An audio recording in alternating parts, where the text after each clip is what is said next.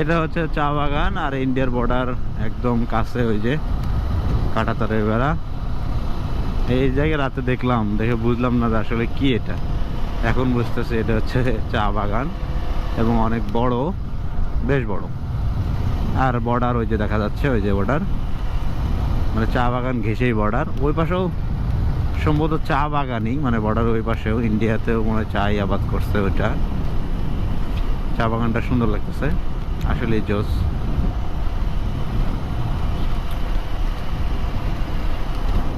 এখানেই মনে হয় ডাহুক রিসোর্ট হওয়ার কথা সম্ভবত, বাট আমি জানি না কোন দিকে। কিন্তু এখানে বর্ডার একদম কাছেই। চা বাগানটা অনেক বড়, বেশ বড়। এই পাশেও চা গাছ আছে, কিন্তু এই পাশের বাগানটা বড়, বিশাল বড়, অনেক বড়।